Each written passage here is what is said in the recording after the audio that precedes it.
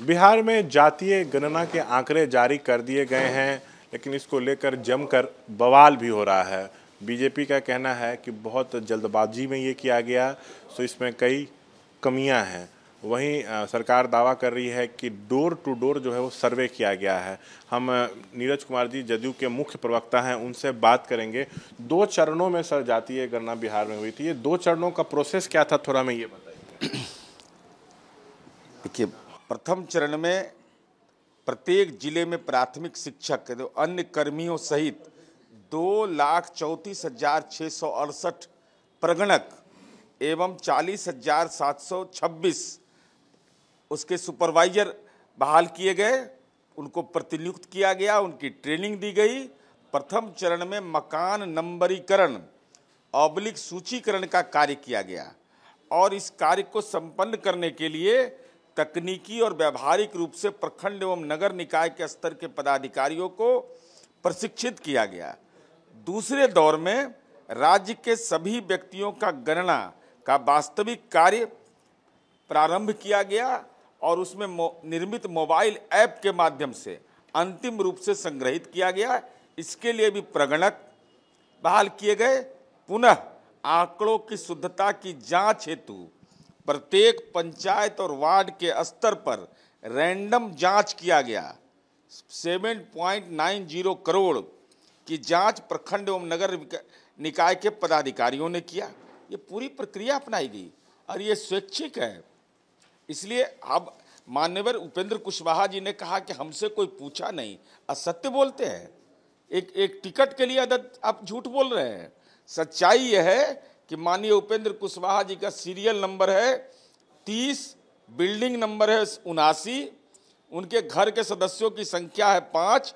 माननीय उपेंद्र कुशवाहा जी, जो लोग भी सवाल उठाइएगा उनका सीधे तौर पर कागजात के साथ, साक्ष्य के साथ उसका जवाब दिया जाएगा। इसमें 5 लाख कर्मचारी लगाए गए थे पूरे बिहार में, उनको ट्रेनिंग भी दी गई थी और सरकार के क्या 500 करोड़ खर्च हुए।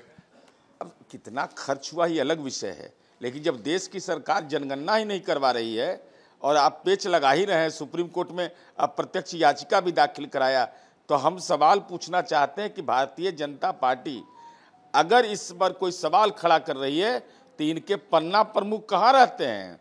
उनका समाज से कोई सरोकार नहीं, तो पन्ना प्रमुख मदद करते ना प्रगणक को। इसमें phone app, mobile phone app और एक कॉलम का भी जो है वो इस्तेमाल हुआ था, एक आवेदन का जिसमें 26 कॉलम थे। तो बिल्कुल एक कॉलम जो 2011 का था केवल मोबाइल का, इसको छोड़ के सारे मापदंड हैं जो 2011 की जनगणना हुई। इसमें शैक्षणिक योग्यता, कार्यकलाप, आवासीय स्थिति, अस्थायी प्रवासीय स्थिति, कंप्यूटर लैपटॉप की उपलब्धता, मोटरयान, कृषि भूमि, आवासीय भूमि, सभी स्रोतों से मासिक आय, ये मापदंड इसके बनाए गए थे। घर घर जाकर गणना हुई या फिर सैंपलिंग के? नहीं, घर घर जाकर गणना हुई। मकान का नंबरीकरण है। कैसे माननीय उपेंद्र कुशवाहा जी ने असत्य बोल दिया कि हमारे घर की गणना ही नहीं, हमसे कोई पूछा ही नहीं, तो किसका घर है? इसमें शिक्षा करवा दिया उपेंद्र कुशवाहा जी ने अपने घर का, छिपाने के लिए पेंट करवा दिया घर का कि मकान का नंबरीकरण नहीं रहे हमारे घर का। ये सर सामान्य प्रशासन विभाग को इसकी पूरी जिम्मेदारी दी गई। सामान्य प्रशासन विभाग ही नोडल विभाग था। और कौन कौन लोग लगे इस काम में, मतलब शिक्षक लगे, आंगनबाड़ी केंद्र के लोग क्या? अब देखिए, इसमें प्राथमिक शिक्षक प्रत्येक जिले के एवं अन्य कर्मियों सहित मैंने पहले ही बताया 2,34,667 प्रगणक एवं 40,726 पूरे तौर पर ऑब्जर्वर बहाल किए गए। इसके लिए उनको टेक्निकल ट्रेनिंग दिया गया। अब भारतीय जनता पार्टी इस सवाल पर अगर आलोचना कर रही है तो हम तो पूछ रहे हैं कि विश्व की सबसे बड़ी पार्टी है, पन्ना प्रमुख आपका है, मतदान केंद्र पर कार्यकर्ता होने का दावा है, तो बेचारे राम नाम के धुनी कर रहे थे। कई लोग कह रहे हैं कि हमारे घर सर्वे टीम पहुंची ही नहीं। भाई ये तो स्वैच्छिक है ना, आपको इच्छा है तो आप बताइए। पूरे बिहार जानता था, हम लोग जानते थे, आप जानते थे, आपके मकान का नंबरिंग हो गया, आस पड़ोस के लोग भी बता दिए हैं। आर्थिक सर्वेक्षण का रिपोर्ट कब तक आएगा? आ जाएगा, चिंता मुक्त रहें लोग। सामाजिक आर्थिक सर्वेक्षण करवाया है। जो लोग ये सवाल, इस 7वां अप टू 7 सम्राट चौधरी सवाल उठा रहे हैं, उनको जानकारी है कि 2011 में जब जनगणना की रिपोर्ट आई तो 2015 तक डिस्ट्रिक्ट डेटा वाइज जारी होता रहा।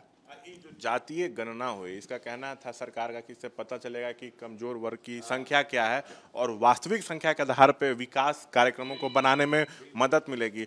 तो क्या कमजोर वर्ग को लाभ होगा? बिल्कुल। माननीय मुख्यमंत्री जी ने कल भी स्पष्ट कहा है कि समाज के तमाम तबकों का पूरे तौर पर ठीक ढंग से सर्वे किया गया है और रिपोर्ट आने के बाद सभी दलों की राय से राज्य के हित में इसमें काम करेंगे। सभी लोगों के उत्थान के लिए इस पर आगे विचार विमर्श कार्य करेगा। और मैं भारतीय जनता पार्टी से जानना चाहता हूं कि भाजपा शासित प्रदेश में जो आर्थिक रूप से ईडब्ल्यूएस का आरक्षण न्यायिक सेवा में कहां दे रहा है ये लोग? अरे माननीय नीतीश कुमार जी ने तो देखिए न्यायिक सेवा में आरक्षण दिया।